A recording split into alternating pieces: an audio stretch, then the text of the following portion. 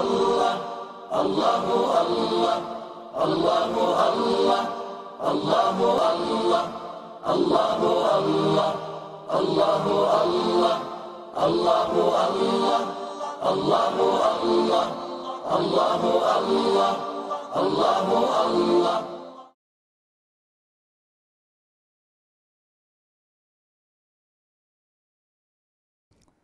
أعوذ بالله من الشيطان الرجيم بسم الله الرحمن الرحيم الحمد لله نحمده ونستعينه ونستغفره ونعوذ بالله من شرور أنفسنا ومن سيئات أعمالنا من يهده الله فلا مضل له ومن يضلل فلا هادي له أشهد أن لا إله إلا الله وأشهد أن محمدا عبده ورسوله أما بعد barliq hamdu sanolar olamlarning parvardigori Alloh taologa xosdir. Payg'ambarimiz Muhammad Mustafa sallallohu alayhi va sallamga, oila a'zolariga, sahobalarga va u zotga go'zal axloq bilan ergashgan barliq mu'min musulmon qarindoshlarga Allah'ның salomı ve bereketi bulsun. Assalamu alaikum ve rahmetullahi ve berekatuh. Aziz mümin Müslüman qarindoshlar, o'tganki darsimizda biz Allah Teala'nın rahmetini ümit qilish to'g'risidagi ikkinchi darsimizni o'tgan edik. Bugun bo'lsa Allah Teala'nın rahmetini ümit qilish to'g'risidagi uchinchi darsimizni boshlaymiz. Allah Teala'nın rahmeti mana shu yer sharidan, koinotdan ham kengdir aziz qarindoshlar. Qancha so'zlasak tugatalmaymiz, ammo eng yaxshisi biz bularni payg'ambar alayhisalomning hadisi bilan bayon qilsak, bu nihoyatimi yaxshi bo'ladi.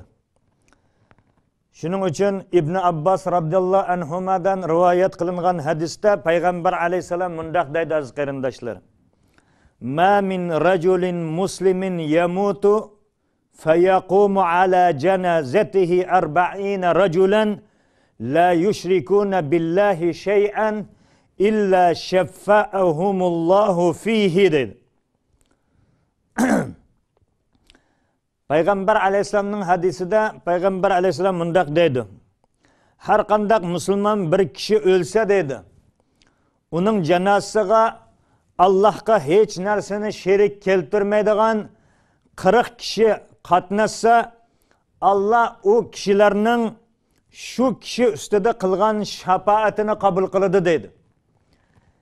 Yana qandaq bir inson o'lgan bo'lsa, u insonning janozasiga Allah'ni bir deb biladigan 40 mu'min musulmon o kishining janozasiga qatnashgan bo'lsa, shu kishilarning duası tüpelinden Allah Teala o kişinin günahını mağfiret kılıdı ölgen kişinin deydi.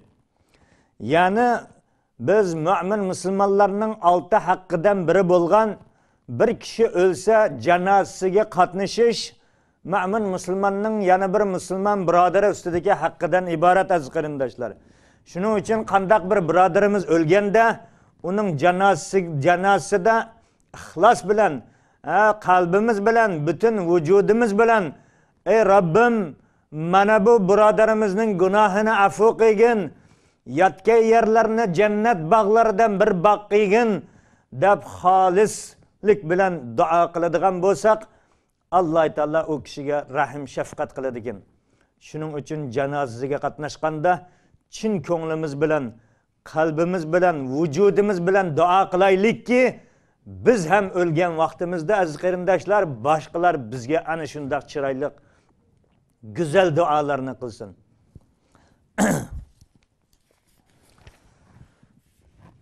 Abu Musa Ash'ari radhiyallohu anhudan rivoyat qilingan hadisda payg'ambar alayhisalom mundaq deydi: "Iza kana yawmul qiyamati dafa Allahu ila kulli muslimin yahudiyan aw nasraniyan fayaqulu هذا فكاكك من النار." وفي رواية يجيء يوم القيامة ناس من المسلمين بذنوب أمثال الجبال yagfiruhallahu lahum dedi. Peygamber aleyhisselam mundaq degan.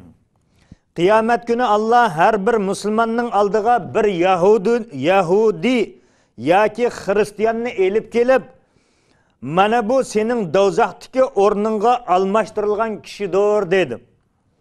Yani bu degani her bir insonning do'zaxdami ve cennetdami birden o'rni bo'ladi, bir o'rni bo'ladi dedi.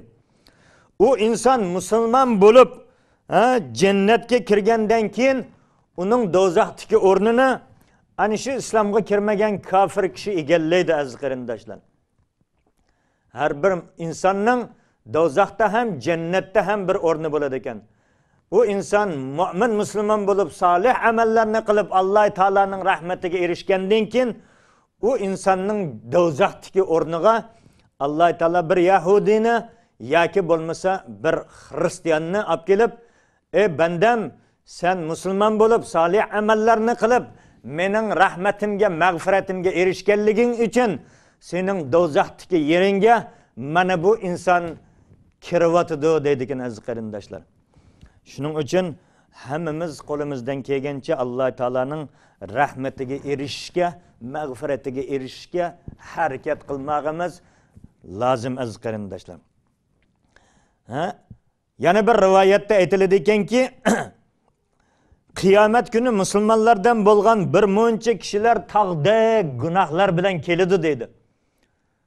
Shundoq cho'ng gunoh qilganki, bu insonning hayoti dunyoda qilgan gunohlari ana shu tog'dek bo'lib ketadi ekan. Allah ularning u gunohini kechirib o'tadi ekan. O'ylamagan joydan men bu gunohlarimni endi qanday qilaman? Men qanday qilaman endi Allohning jannatiga qandaqmi kirarman bu gunohlarim bilan deb turgan paytda Alloh taolo ey bandam gunohingni afv qildim, jannatga kirgin deb ana shunday qilib o'tadi ekan. Mana shundan bilib olishimiz mumkinki Allohning rahmati, marhamati, rahim shafqati bekmi kengdir. Shuning uchun hargiz Alloh taolaning rahmatidan, marhamatidan, fazli karamidan umidsiz bo'lmasligimiz lozim aziz qarindoshlar. İbn Umar radhiyallohu anhu da rivoyat qilingan hadisda Payg'ambar alayhisalom mundaq deydi aziz qarindoshlar. Yudni al-mu'minu yawmal qiyamati min rabbih. Yudna al-mu'minu yawmal qiyamati min rabbih hatta yada'u kanafahu alayh fayuqirruhu bizunubihi. فيقول أتعرف ذنب كذا أتعرف ذنب كذا فيقول ربي أعرف قال فإني قد سترتها عليك في الدنيا وأنا أغفرها لك اليوم فيعطى صحيفة حسناته ما شاء الله. عبد الله ibn Umar radhiyallohu anhu da rivoyat qilingan hadisda Payg'ambar alayhisalom mundaq deydi aziz qarindoshlar. Qiyomat kuni mu'min o'z Robbiga yaqin qilinadi. Alloh taolaning huzuriga yaqinlashidi bir mu'min banda, hatto Alloh uningga o'z rahmatini tanitib, uni gunohlariga iqror qildiradi. Alloh taolo o'zining rahmatini tanitadi. Oxirisdan bandam palani kuni palani soatda palani joyda mana ishni qilganmisan? Ha, qilgandim. Palani joyda mana ishni qilganmisan? Ha, qilgandim. Deb mana shu hayoti dunyoda qilgan gunohlarini tanitadi. Bu banda ana shu qilgan gunohlarini taniydi va iqror bo'ladi ekan. Haqiqatan qilgan edim ey Robbim deb. Alloh sen degandan keyin o kishi ey Robbim taniyman deydi. Ve Allah senin günahlarını dünyada yapkan edim dedi. Sen şunda günahlarını kıygan edin ki ama bu kıygan günahlarını ben aşkarlamagan edim. Sen şunca günah kıygan bolsan hem hiç kim bilmedi, ben aşkarlamadım.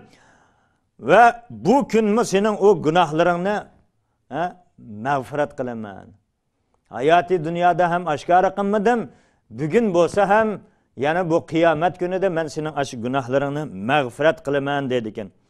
Neticede onunla yaxşılıkları yazılgan name amalları beriledi ekan aziz qarindoshlar. Allah ana shundaq mehribon zot.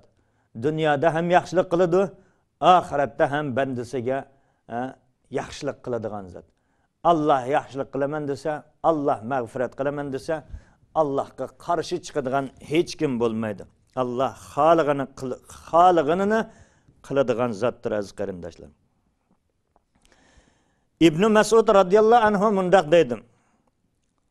Bir kishi bir ayolni so'yib olgan ekan. Shuning bilan bu kishi payg'ambar alayhisolamning huzuriga kelib, payg'ambar alayhisolamga mana bu qilgan nojoiz ishini aytdi. Ya Rasululloh, men shundaq bir gunoh qilib qo'ydimki, bir ayolni so'yib oldim. Degandan keyin bu chaqda Alloh taolo tövendeki ayetini nazil qilgan ekan. Bismillahirrahmanirrahim. Aqimis salata tarafayn nahar va zulafan minal layl. İnnel hasenati yuzhibne seyyiat. Sen ettigen keşlerde ve keçinin az bir kısmında Allah için namaz kılgın. Hakikaten yaxshi ameller yaman amellerinin günahlarını ketkizgüçüdür dedi. Bir insan bir yaman amelini qilib qo'ygan bo'lsa, bir yaman ishni qilib qo'ygan bo'lsa, darhol uning orqasidan bir yaxshi ishni qilmoqqa harakat qilmog'i lozim. Chunki ana shu yaman ishni qilgandan keyin bir yaxshilikni qilsa, mana bu qilgan yaxshiliqqa oldingi qilgan yomonligini yuvib tashlaydi aziz qarindoshlar. Shuning bilan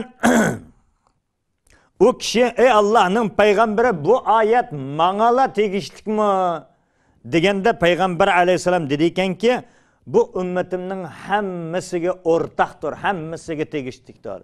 Yana qandaq bir inson bir yomon ishni qilib qo'ygan bo'lsa, orqasidan darhol bir yaxshi ishni qiladigan bo'lsa, oldingi qilgan gunohlari mag'firat qilinadi dedi.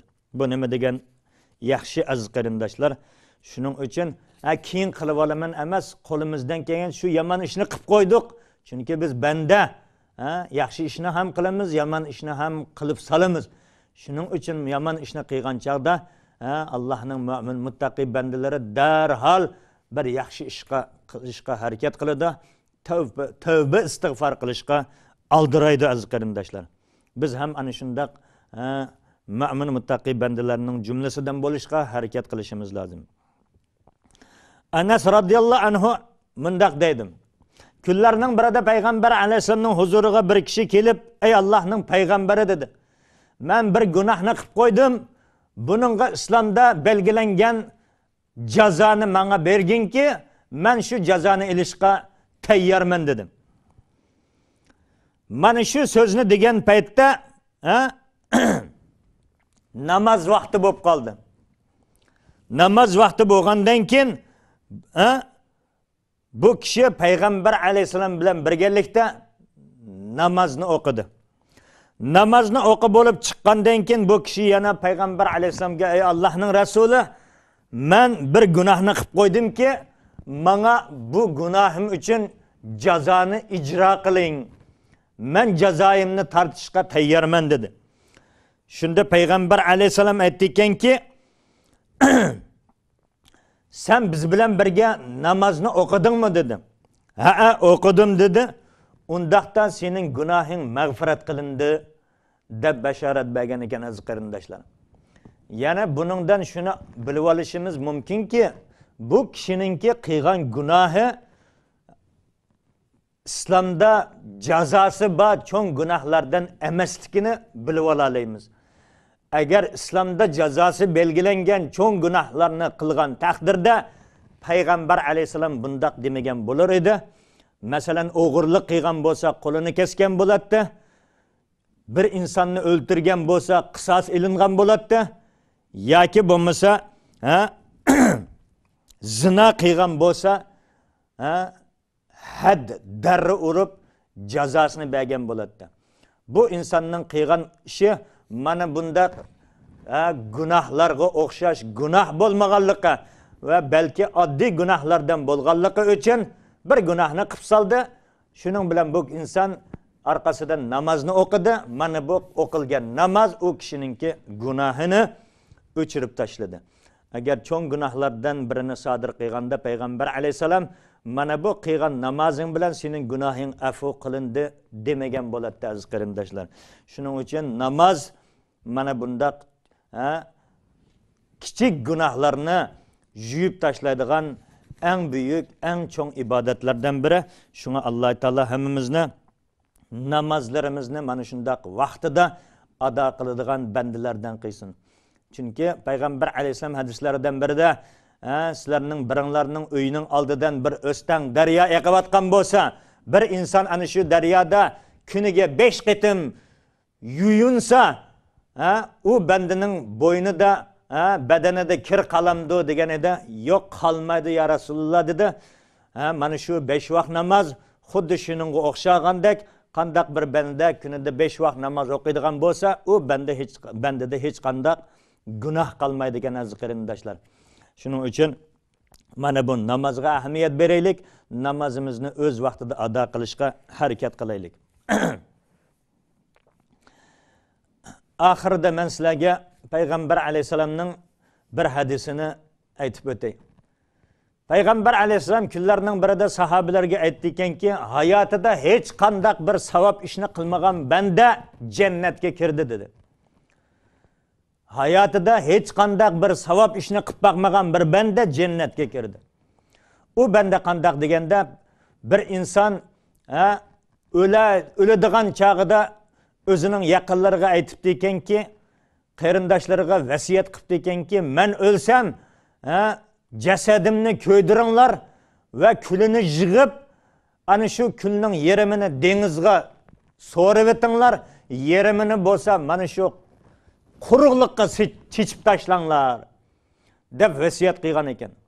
Kunlarning birida bu inson o'ldi. O'lgandan keyin ana shu insonningki vasiyatini bajo keltirish uchun qarindoshlari u insonning jasadini ko'ydiribdi, oxirisida kulini yig'ib, kulining yerimini dengizga chechib o'tibdi, yerimini bo'lsa mana bu quruqlikqa chechib o'tibdi. Shuning bilan bu dengiz ham, quruqlik ham Alloh taolaning amri ostida bo'lganligi uchun Alloh taolo mana bu dengizga ham, quruqlikqa ham buyurdi ekanki, mana shu insonning jasadini keltiringlar deb. Shuning bilan bu insonning jasadi, ya'ni ko'ygan kuli Allohning huzuriga kelganda Alloh taolo u insonga xitob qilib, "Ey bandam, nima uchun shunday qilding?" Ya'ni buningdan o'ylab qolmanglarki, Alloh taolo nima uchun qilganligini bilmaydimi? Albatta biladi, bilib turib so'rayotadi Alloh taolo.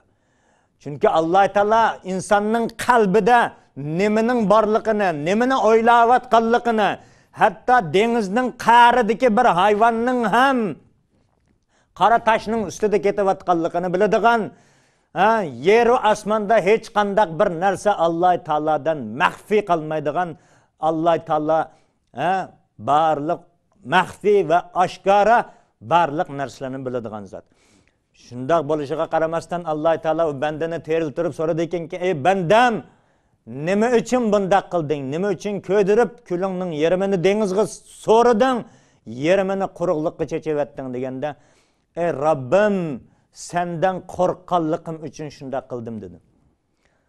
Shunda Alloh taolo, "Ey Rabb, bandam, sening barliq gunohingni afv qildim" degan ekan. Shuning bilan u banda jannatga kirgan ekan. Alloh taolo mana shunday karamlik, fazli karami, marhamati mana shu butun koinotdan, butun yer sharidan, yer va osmonlardan ham kengdir aziz qarindoshlar. Iloji boricha namay amalimizni yaxshi ishlar bilan to'ldiraylik. Mabada gunoh ishlarni qilib solsak, hargizmi umidsiz bo'lmaylik. Allohning fazli karamidan umidimizni uzmaylik. Alloh taolaning fazli karami bütün mahluqotlarni o'z ichiga oladi. Bütün mahluqoti uchun yetarlikdir. Alloh taolo hammamizni iymonda, islomda sabit qadam qilsin. Qilayotgan mana bu ojizona toat ibodatlarimizni dargohida ko'paytirgan holatda qabul qilgan bo'lsin. Keyingi darsimizda uchrashguncha xayr, omon bo'linglar. Vassalamu alaykum va rahmatullohi va barakatuh. Allah Allahu Allahu Allah Allahu Allah Allahu Allah Allahu Allah Allahu Allah Allahu Allah Allahu Allah